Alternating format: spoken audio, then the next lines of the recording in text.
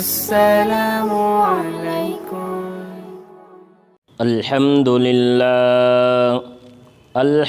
لله نحمده ونستعينه ونستغفره ونؤمن به ونتوكل عليه ونعوذ بالله من شرور أنفسنا ومن سيئات أعمالنا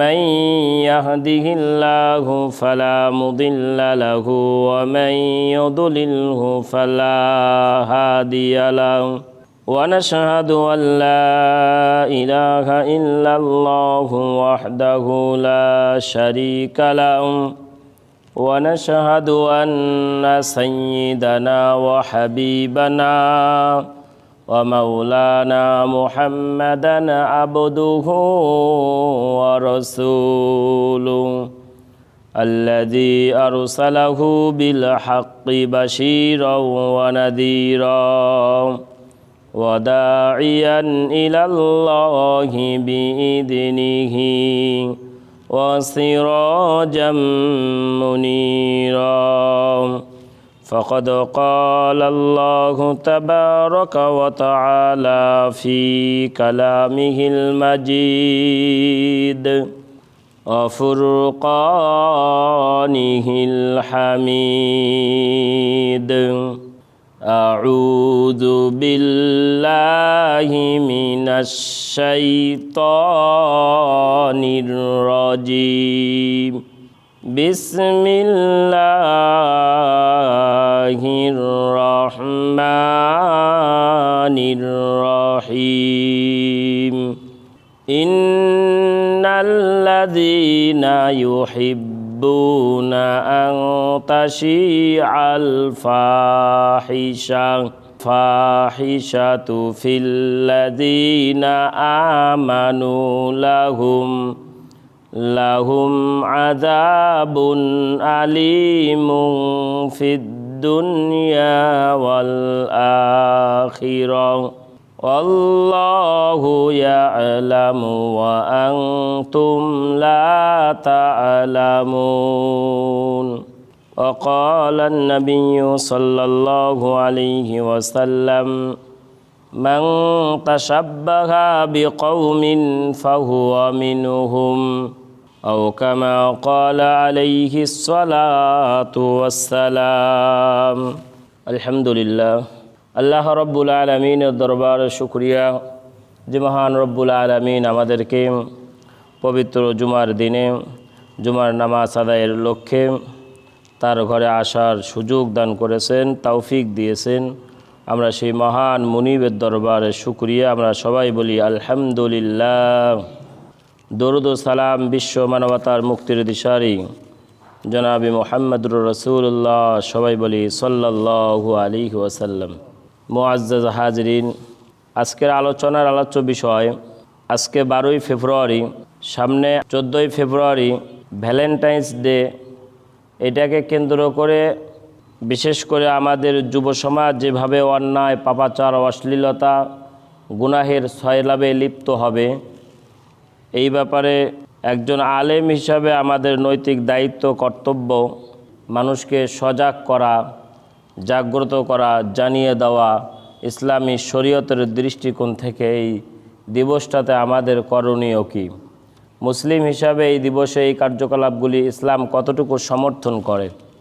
বর্তমানে মুসলমানদেরকে চরিত্রহীন করার জন্য, যুব সমাজকে বিপদগামী করার জন্য যত রকমের আয়োজন রয়েছে, তন্মধ্যে একটি গুরুত্বপূর্ণ আয়োজন হলো এই ভ্যালেন্টাইন্স ডে বা বিশ্ব ভালোবাসা দিবস, যেটা কিয়ামতের ময়দানে আল্লাহ রাব্বুল আলামিন তার বান্দাকে বলবেন যে দাঁড়াও, আমার কয়েকটি প্রশ্নের উত্তর দাও, তারপর তুমি নড়াচড়া করবে, চলাফেরা করবে। তো আল্লাহ রাব্বুল আলামিন বলবেন যে আমি তোমাকে একটি জীবন দান করেছিলাম, এই জীবনকে তুমি কোথায় ব্যয় করেছো তার হিসাব দাও।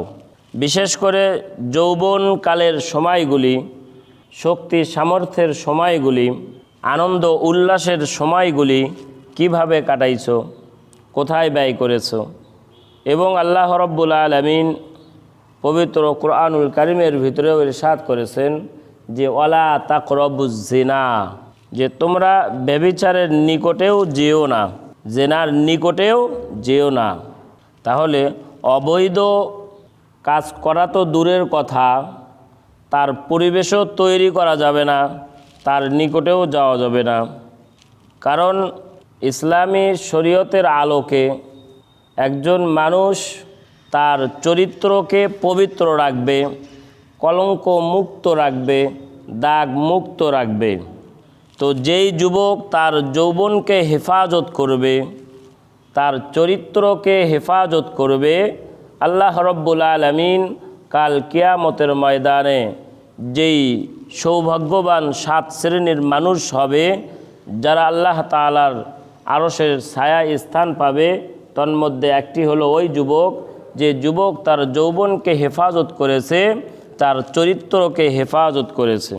তাহলে বড় কোনো কোয়ালিফিকেশন দরকার নেই, যারা নিজের চরিত্রকে হেফাজত করতে পারল, যারা নিজের যৌবনকে কলঙ্ক মুক্ত করবে, পবিত্র রাখবে, তারা আল্লাহ রাব্বুল আলামিনের নিকটে সৌভাগ্যবান হবে এবং আল্লাহ তাআলা কাল কিয়ামতের ময়দানে আরশের নিচে তাদেরকে স্থান দেবেন। যুব সমাজের চরিত্রকে হেফাজত করার জন্য প্রত্যেকের কিছু দায়িত্ব কর্তব্য রয়েছে। আমরা যারা অভিভাবক আছি, আমরা আমাদের ছেলে মেয়েদের ব্যাপারে সজাগ হব, যারা বড় ভাই আছি ছোট ভাইদের ব্যাপারে সজাগ হব যে এই অনৈতিক কর্মকাণ্ড বা অশ্লীল কাজে যাতে করে আমাদের ছেলে মেয়েরা যুক্ত হতে না পারে, তারা যেন এই সমস্ত অপসংস্কৃতির ভিতরে ডুবে না যায়, তারা যেন নিজের যৌবনকে কলঙ্কযুক্ত না করে। কারণ একজন মানুষের হায়া যদি শেষ হয়ে যায়, চরিত্র যদি নষ্ট হয়ে যায়, তাহলে তার দ্বারা যে কোনো অন্যায় পাপাচার অশ্লীলতা কাজ করা সম্ভব। এই জন্য ইসলামী শরিয়ার আলোকে বিবাহ পূর্ব যত রকমের সম্পর্ক রয়েছে, এই সমস্ত সম্পর্ক যে নামেই হোক সম্পূর্ণ ইসলামে নিষেধ, হারাম, অবৈধ। এখন হয়তোবা আপনারা বা কেউ মনে করতে পারে হুজুরেরা তো এখন উদার মনা হয় না, সংকট মনা, যে আসলে একটু উদার মনের হলে এরকম কথা বলতেন না। আসলে এখানে উদারতার কিছু নেই, এখানে চরিত্রের কথা, সতীত্বের কথা, নিজের হেফাজতের কথা, নিজের জীবনকে হেফাজতের কথা। এই জন্য এই সামনে 14ই ফেব্রুয়ারি এই দিনটাকে কেন্দ্র করে যাতে করে আমাদের অধীনস্থে যারা আছে, আমাদের ফ্যামিলি মেম্বারের ভিতরে, আমাদের ভাই বোন সহ আমাদের পরিবারের লোক যাতে এই অশ্লীলতার ভিতরে তারা যেন মগ্ন না হয়, এটা আমাদের খুবই খেয়াল রাখা দরকার। যে আমার ছেলে মেয়ে কী করে এটা তদারকি করা দরকার। অভিভাবকদের দায়িত্ব যে এই দিন আমার ছেলে আমার মেয়ে কোথায় যায়। এর আগে আমাদের কয়েকটি বিষয় জানা দরকার যে আসলে এই ভ্যালেন্টাইন্স ডে বা যেটাকে বলা হয় ভালোবাসা দিবস, এর ইতিহাস, এদের সঙ্গে সম্পৃক্ততা কি। ভ্যালেন্টাইন্স ডে যেটা বলা হয়, ব্যাখ্যা করা হয় ভালোবাসা দিবস, আসলে কোনো ডিকশনারিতে আমি খুঁজে পাই নাই ভ্যালেন্টাইন্স মানে ভালোবাসা দিবস। কোনো ডিকশনারিতেই এই কথা লেখা নাই যে ভ্যালেন্টাইন্স ডে মানে ভালোবাসা দিবস। বরং এই যে ভ্যালেন্টাইন্সের যে ইতিহাসগুলো, উইকিপিডিয়া থেকে যত তথ্য, বিভিন্ন বই থেকে যত রকমের তথ্য পেলাম, যে মূলত এই যে ভ্যালেন্টাইন্স একজন ব্যক্তি, একজন খারাপ ব্যক্তি যে মানুষকে অন্যায় করার সুযোগ দিত, যুবক যুবতীদেরকে অবৈধ মিলনের ব্যবস্থা করে দিত। তো এই ধরনের পাপাচার খারাপ কাজের সে ব্যবস্থা করত।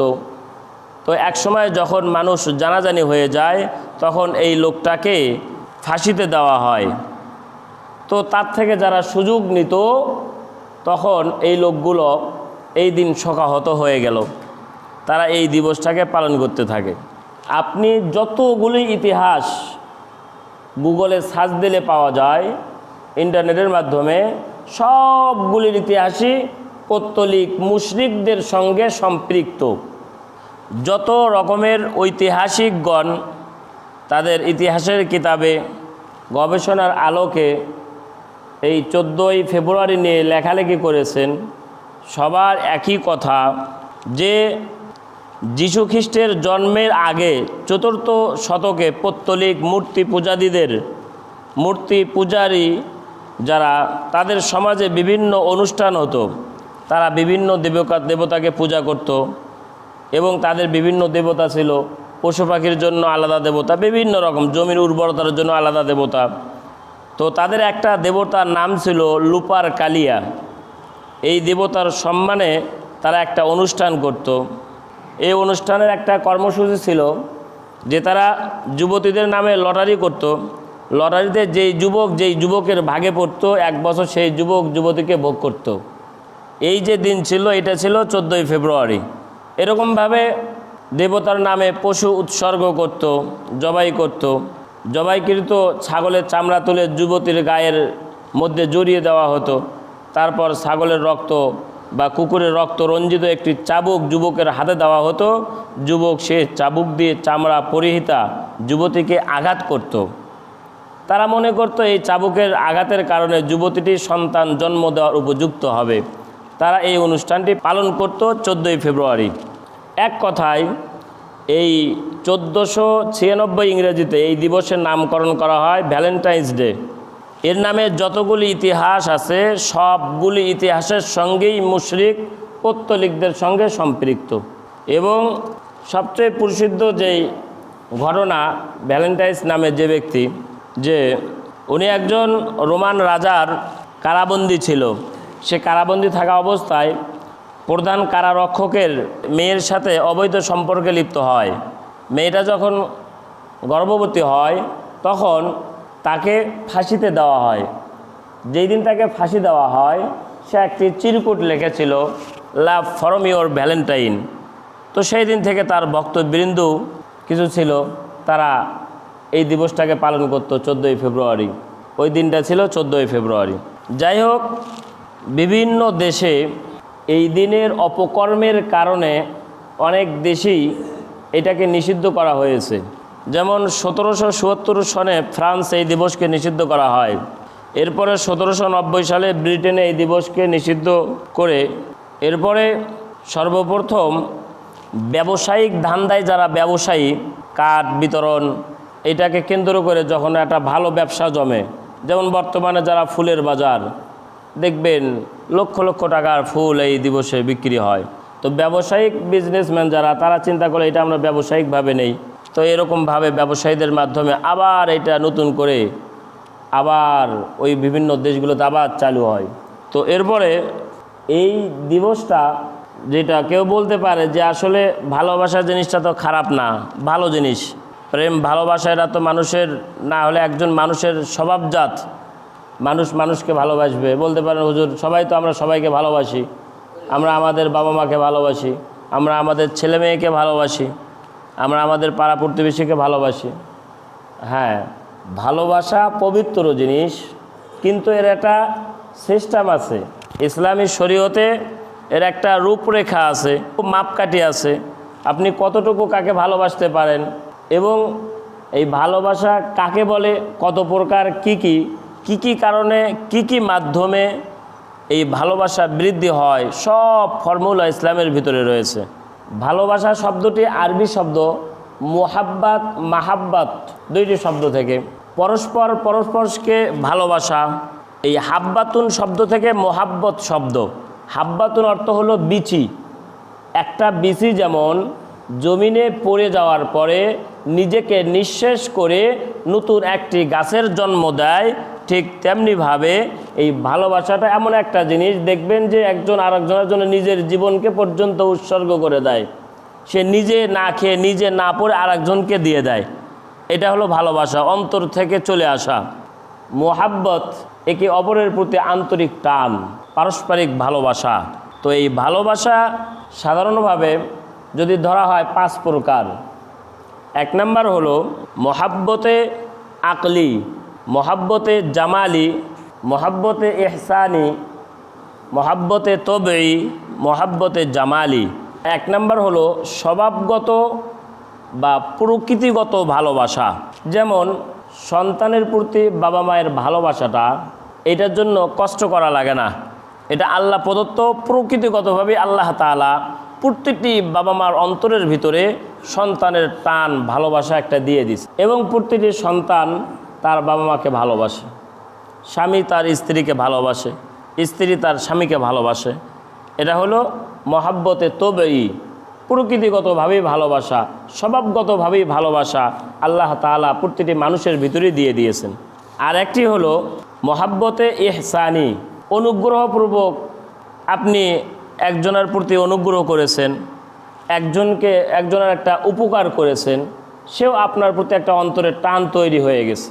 আপনি একটা কাজ করে দিয়েছেন, এই যে একটা অনুগ্রহ আপনি তার উপরে দেখাইছেন, আপনার প্রতি তার অন্তর থেকে একটা অনুগ্রহ চলে আসে, এটা বলা হয় মহাব্বতে ইহসানি।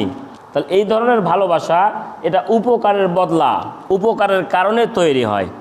আর আগের যেই ভালোবাসাটা মহাব্বতে তবঈ, স্বভাবগত ভালোবাসা, এর জন্য কোনো বদলা লাগে না, কারো উপকার লাগে না। এরপরে 3 নাম্বার হলো মহাব্বতে জামালি, সৌন্দর্যগত ভালোবাসা। এই ধরনের ভালোবাসার ভিতরে মূল ভিত্তি হলো সৌন্দর্য। এই অনেক সময় দেখা যায় কিছু মানুষ অনেক সুন্দর, ভালো লাগে, এই ভালোবাসাটা সৌন্দর্য ভালোবাসা। কিছু মানুষের কথাবার্তা এত সুন্দর যে আপনি শুনলে অনেক সময় মুগ্ধ হয়ে যান, বা সুন্দর করে উপস্থাপনা করতে পারে, সুন্দর করে কথা বলতে পারে, আপনার অন্তরে একটা টান তৈরি হয়ে গেল। কারণ হাদিসের ভিতরেও আছে কিছু কিছু বয়ান এটা জাদুর মতো, কিছু কিছু কথাবার্তা মানুষের অন্তরকে আকর্ষিত করে। তাহলে 3 নাম্বার হলো সৌন্দর্যগত ভালোবাসা। 4 নাম্বার হলো মহাব্বতে কামালি, গুণগত ভালোবাসা। কারো গুণের কারণে, কারো ভালো সিফতের কারণে, ভালো কাজের কারণে, ভালো একটা পরিবেশের কারণে তাদের প্রতি যে আন্তরিক টান, অন্তরের ভালোবাসা তৈরি হয়, এইটাকে বলা হয় মহাব্বতে কামালি। দেখবেন আপনার এমন একটা গুণ বা কিছু কিছু মানুষের এমন কিছু গুণ আছে, সে মানুষটি চলে যাওয়ার পরেও 100 বছর মানুষ ওই গুণটার কথা স্মরণ রাখে। এই লোকটা এত সুন্দর ছিল, এই স্বভাবটা এত সুন্দর, কোনোদিন সে এটাকে বেইনসাফি করে নাই। আর একটা হলো মহাব্বতে আকলি, বুদ্ধিভিত্তিক ভালোবাসা। মানুষ তার লাভ ক্ষতি বোঝে, সে বুদ্ধি খাটিয়ে চিন্তা ভাবনা করে, সে তার লাভ এবং ক্ষতির বিষয়টা চিন্তা ভাবনা করে সে সিদ্ধান্ত নেয়। তাহলে এই যে সে বুদ্ধিভিত্তিক চিন্তা ভাবনা করে কাজ করে, এই কাজের ভিতরে সে নিজের অনেক সময় ক্ষতি হলেও সে বুদ্ধিভিত্তিক জ্ঞানগতভাবে ভালো হওয়ার কারণে সেটা মেনে নেয়। যেমন মনে করেন আপনার একটা পায়ে একটা এমনভাবে জখম হয়েছে, ডাক্তার বলছে পাটা কেটে ফেলতে হবে, তখন আপনার ব্রেনে বলতেছে যে আমি যদি পাটা কেটে যদি আমার ভালো হয় তাহলে এটাই ভালো। তো মানুষ পাটা কেটে ফেলতে দ্বিধা করে না, কেন? তার জ্ঞান, তার ব্রেন বলতেছে যে সে এটাতেই তার উপকার আছে। ডাক্তারের যে প্রতি কথা, এই যে ভালো লাগাটা কথাটা, এইটাকে বলা হয় মহাব্বতে আকলি, বুদ্ধিভিত্তিক ভালোবাসা। এই আলোচনাগুলি কাশফুল বাড়ি 2য় খণ্ড 15 এবং 14 পৃষ্ঠার ভিতরে আছে। কিন্তু এই 14ই ফেব্রুয়ারিকে নিয়ে কেন্দ্র করে যেই ভালোবাসা, এটা আসলে মনে হয় যেভাবে আমাদের সমাজের ভিতরে কালচার শুরু হয়ে গেছে, আমি যতটুকু দেখলাম তাতে 90 দশকের আগে এই কালচার আমাদের বাংলাদেশে ছিল না। 1994 বা 96 সালের পর থেকে এই 14ই ফেব্রুয়ারির আমদানি আমাদের দেশে শুরু হয়। তো একজন মুসলিম হিসাবে আমাদের ভালোবাসা, ভালো লাগা, এটা সারা বছর থাকবে, সারা মাস থাকবে, সারা দিন থাকবে। দেখবেন যারা এই দিবসটাকে পালন করে সারা বছর এদের ভিতরে ভালোবাসার বন্ধন নেই। আমাদের অনেক ফ্যামিলির ভিতরেও তারা কি করে, এই দিনটাকে মার্ক করে রাখে ক্যালেন্ডারে, যে এটা অসুবিধা কি, আমরা তো আর বাহিরে অন্য কাউকে দিচ্ছি না, নিজের ফ্যামিলির ভিতরে দিচ্ছি, আপনি এই দিন দেবেন কেন? আমাদের তো সারা বছরে ভালোবাসা, যারা সারা বছর স্বামী স্ত্রীর সাববেদী সম্পর্ক, তারা না হয় ওই দিন একদিনের জন্য ভালোবাসতে পারে, কিন্তু মুসলিম শরিয়াতে আমাদের ভালো লাগাটা তো সারা বছরই হবে। যেহেতু এই দিনটার সঙ্গে সম্পর্ক শিরকের সম্পর্ক, এই দিনটার সাথে সম্পর্ক অপসংস্কৃতির সম্পর্ক, এই দিনটার সঙ্গে সম্পর্ক বিজাতীয় কৃষ্টি কালচারের সম্পর্ক, এই দিনটার সঙ্গে সম্পর্ক অপসংস্কৃতির সম্পর্ক, মূর্তি পূজাদীদের সঙ্গে সম্পর্ক, পৌত্তলিক যারা তাদের সঙ্গে সম্পর্ক, বিধায় ইসলামী শরীয়তের দৃষ্টিকোণ থেকে কোনো মুসলমানের জন্য এটা জায়েজ নাই যে এই দিনটাকে উপলক্ষ করে মেসেজ দেওয়া, কাউকে কি করা, স্ট্যাটাস দেওয়া, কল দেওয়া বা কাউকে ভালো লাগার কথা বলা, এটা ইসলামী শরীয়তের নিষেধ।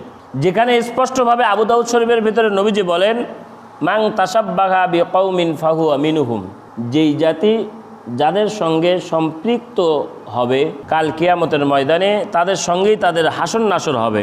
তো আমি যদি আজকে মুসলিম হয়েও আমার চলাফেরা, আমার কাজকর্ম, আমার আখলাক যদি সেই কাফের মুশরিকদের সঙ্গে হয়, কাল কিয়ামতের ময়দানে যদি তাদের কাতারে যদি আমি দাঁড়াই, আমার তো জাহান্নাম ছাড়া কোনো গন্তব্য হবে না।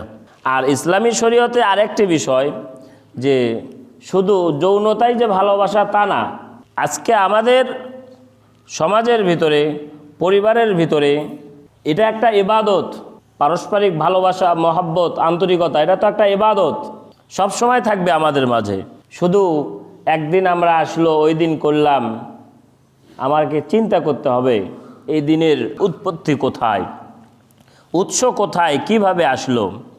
যেইটার সঙ্গে লুচ্চামির সম্পর্ক, যেই দিবসের সঙ্গে বেহায়ার সম্পর্ক, শত শত যুবক তাদের চরিত্রকে নষ্ট করতেছে, শত শত যুবক যুবতী তাদের চরিত্র নষ্ট করতেছে, সতীত্ব বিলিয়ে দিচ্ছে। এই জন্য অভিভাবকদেরকে আমি সজাগ করার জন্য বলবো, অবশ্যই ছেলে মেয়েদেরকে এই দিনের ব্যাপারে সজাগ করবেন, নিজেরা তদারকি করবেন। এই দিনে আপনার আমার ছেলেমেয়েরা যাতে কোনো অনৈতিক কাজে লিপ্ত না হয়। আল্লাহ রাব্বুল আলামিন পবিত্র কোরআনুল কারীমের ভিতরে ইরশাদ করেন, ইন্নাল্লাযীনা ইউহিব্বুনা আন তাশিআল ফাহিশা, নিশ্চয়ই যারা পছন্দ করে অশ্লীলতা সমাজে ছড়িয়ে পড়ুক। ইন্নাল্লাযীনা ইউহিব্বুনা, হাব্বা ইউহিব্বু, নিশ্চয়ই যারা পছন্দ করে, ভালোবাসে, মহব্বত করে, আন তাশিআল ফাহিশা, অশ্লীলতা ছড়িয়ে পড়ুক, ফিল্লাযীনা আমানু, যারা ঈমান আনছে তাদের মাঝে, লাহুম আযাবুন আলীমুন ফিদ দুনিয়া ওয়াল আখিরা, আল্লাহ তাআলা বলেন তাদের জন্য রয়েছে যন্ত্রণাদায়ক শাস্তি, শুধু পরকালে তা না, লাহুম আযাবুন আলীমুন ফিদ দুনিয়া ওয়াল আখিরা, দুনিয়া এবং আখিরাতে উভয় জগতেই তারা লাঞ্ছিত হবে।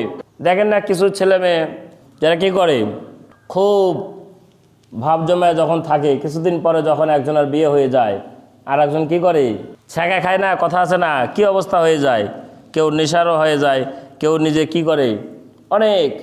গতকাল আমি এক জায়গায় গেছিলাম, একটু পরে দেখি খুব চিল্লি হচ্ছে একটা পাড়ায়। তো পরে জানতে পারলাম একটা মেয়ে ফ্যানের সঙ্গে গলায় দড়ি দিছে, আল্লাহ বাঁচাইছে, হায়াত রাখছে আর কি। তাহলে এই যে অকারেজগুলো, গতকালের ঘটনা, তো এই যে অকারেজগুলো হচ্ছে কেন হচ্ছে, আজকে ছেলেরা নেশাগ্রস্ত হচ্ছে কেন হচ্ছে, এখানে আমাদের অভিভাবকেরও দায়িত্ব অবহেলা আছে।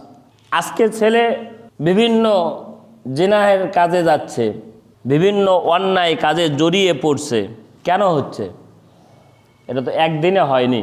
প্রথম থেকে যদি আমরা তাকে বুঝাতাম যে ইসলামী শরিয়ার আলোকে চলতে হবে, এই যে পরিবেশগুলি, অপসংস্কৃতিগুলি, এগুলির ভিতরে ডুবে যাওয়া যাবে না, মগ্ন হওয়া যাবে না, আল্লাহ তাআলার বিধানের উপরে চলতে হবে। যখন দেখা যায় যে পরে যখন মাতাল হয়ে যায়, উন্মাদ হয়ে যায়, তখন এর কাছে দৌড়ায়, এই হয় সে হয়, কিন্তু তখন তো আফসোস করে লাভ হবে না। লাহুম আযাবুন আলীমুন, আল্লাহ তাআলা বললেন যে দুনিয়াতেও তারা শাস্তি হবে। আজকে যে সমস্ত সাংবাদিকরা, যে সমস্ত মিডিয়ারা এইগুলিকে কেন্দ্র করে অশ্লীলতাকে ছড়িয়ে দিচ্ছে, এক ধরনের মিডিয়া আছে, তারা এই অশ্লীলতাগুলিকে ছড়িয়ে দিচ্ছে যে কোনো উদ্দেশ্যেই হোক, ব্যবসায়ী হোক বা যে কোনোভাবেই হোক, এরাও আল্লাহ রব্বুল আলমিনের আসামির কাঠগড়ায় দাঁড় করানো হবে কিয়ামতের ময়দানে। এটাকে কেন্দ্র করে বিভিন্ন মেসেজ, অফার, কত রকমের কত কাহিনী শুরু হয়ে গেছে। আরে বাবা, একটু চিন্তা করা দরকার। এখন তো আমাদের সব ইন্টারনেটের যুগ। আপনি গুগলে সার্চ দেন, উইকিপিডিয়ার তথ্যগুলো দেখেন, সব চলে আসবে। এই সেন্ট ভ্যালেন্টাইন এর ইতিহাসটা কি, 14ই ফেব্রুয়ারির ইতিহাসটা কি, আপনি যদি সঠিক তথ্যটা দেখেন আপনাকে লজ্জা লাগবে এই কথা বলতে। এই দিন দিবস পালন করা তো দূরের কথা। প্রেম, ভালোবাসা এটা আল্লাহ প্রদত্ত একটি নিয়ামত। তাহলে ভালোবাসবো কাকে? এই ভালোবাসার গুণগুলি যাদের ভিতরে। তাহলে 1 নাম্বার বললাম মহাব্বতে তবঈ, স্বভাবগত ভালোবাসা। আপনি আপনার বাবা মাকে ভালোবাসেন, আপনি আপনার পরিবারের লোকজনের প্রতি ভালোবাসেন, আপনি আপনার পাড়া প্রতিবেশী, আত্মীয় স্বজন তাদেরকে ভালোবাসেন, মুরব্বীদেরকে সম্মান করেন, ছোটদেরকে স্নেহ করেন, আলেমদেরকে তাজিম করেন। তাহলে এই 5টি গুণ যার ভিতরে থাকবে তাকে ভালোবাসতে হবে। আর এই 5টি গুণ ছিলেন আমাদের নবী মুহাম্মদুর রাসূলুল্লাহ সাল্লাল্লাহু আলাইহি ওয়াসাল্লাম। দেখেন হযরতে যায়েদ রাদিয়াল্লাহু তাআলা আনহু যখন ডাকাতরা তাকে ধরে নিয়ে বাজারে বিক্রি করে দেয়, বাবা মারা খুঁজতে থাকে, বাজারে যখন বিক্রি করে দেয় তো এক সাহাবী তাকে খরিদ করে। তো কিছুদিন পরে যখন বাবা মা শুনতে পারে যে তোমার ছেলে যে মুহাম্মদুর রাসূলুল্লাহ সাল্লাল্লাহু আলাইহি সাল্লাম তার কাছে আছে, তার দরবারে আছে, তখন সবাই চলে আসে, বলে বাবা তুমি এত কষ্টের ভিতরে আসো, তোমার এত কষ্ট, খানার কষ্ট, থাকার কষ্ট, বাবা চলো। চোখ দিয়ে অঝরে পানি পড়ত। নবীজিকে যা বললেন যে আমার ছেলে আসলে তো ডাকাতের খপ্পরে পড়ে বাজারে বিক্রি হয়ে গেছে, ওকে আপনারা দিয়ে দেন। নবীজি বললেন নিয়ে যান। কিন্তু যায়েদ রাদিয়াল্লাহু তাআলা বলতেছে না, আমি যাব না। বলো বাবা, তুমি আমার পিতা মাতা, আদরের এত মহাব্বতের মানুষ, এত ভালোবাসতাম তোমাদেরকে, তোমার সব কিছু পড়ে রয়েছে বাসায়, তোমার খানা পাইনা উন্নত, সব কিছু সুন্দর ব্যবস্থা আছে, এখানে তো কিছুই নেই, তাও থাকতে চাও? বলে বাবা মার চাইতে লক্ষ মায়া মহাব্বত আমি নবী মুহাম্মদুর রাসূলুল্লাহ সাল্লাল্লাহু আলাইহি সাল্লাম থেকে পেয়েছি। যেই ভালো লাগা, যেই ভালোবাসা আমি পেয়েছি, পৃথিবীর কোথাও এরকম ভালোবাসা আমি পাবো না। এরপরে সৌন্দর্যগত ভালোবাসা। এক সাহাবী একদিন মসজিদের নববীর ভিতরে তাকায়, আকাশের দিকে তাকায় আর চিল্লায় বলতেছে কিয়ামত হয়ে গেছে। আর এক সাহাবী কী ব্যাপার, তোমার মাথা খারাপ হয়েছে নাকি, কিয়ামত হয়ে গেছে মানে? বলে দেখো দেখো মসজিদের নববীর ভিতরে আকাশের চাঁদ, পূর্ণিমার চাঁদ মসজিদের নববীর ভিতরে, তো কিয়ামতের আর বাকি কি? বলে কই? দেখে মসজিদের নববীর ভিতরে নবী মুহাম্মদুর রাসূলুল্লাহ সাল্লাল্লাহু আলাইহি সাল্লাম বসা। ভালোবাসবেন কাকে? গুণগত ভালোবাসা বা বুদ্ধিভিত্তিক ভালোবাসা যেটাই বলেন। দেখেন উহুদের যুদ্ধের ইতিহাস, সাহাবায়ে কেরাম, এক মহিলা দৌড়াচ্ছে, বলা হচ্ছে যে তোমার ছেলে তো শহীদ হয়ে গেছে, দৌড়াচ্ছে। আর একজন বলতেছে তোমার স্বামী তো শহীদ হয়ে গেছে, দৌড়াচ্ছে। বলছে তোমার অমুক শহীদ হয়ে গেছে। তখন বলছে তুমি সব বাদ দাও, আমার নবী মুহাম্মদুর রাসূলুল্লাহ সাল্লাল্লাহু আলাইহি সাল্লাম কেমন আছে বলো। সাহাবায়ে কেরামের ভালোবাসা, সব কিছু বাদ, নবীর ভালোবাসা। কাল কিয়ামতের ময়দানে প্রত্যেকটি নবী রাসূলগণকে আল্লাহ তাআলা একটা নিয়ামত দিয়েছেন যে দুনিয়াতে যে দোয়া করবে সেই দোয়া আল্লাহ তাআলা কবুল করবেন। আমাদের নবী আমাদের এই দোয়াটা আখিরাতের ময়দানে, কিয়ামতের ময়দানে উম্মতের জন্য রেখে দিয়েছেন। যে গুনাহগার উম্মত দুনিয়াতে থাকবে, ভুল ত্রুটি করবে, তওবা করে যখন ফিরে আসবে, ওই উম্মতগুলিকে আমি নবীর সঙ্গে নিয়ে জান্নাতে চলে যাব, আল্লাহর কাছে সুপারিশ করব।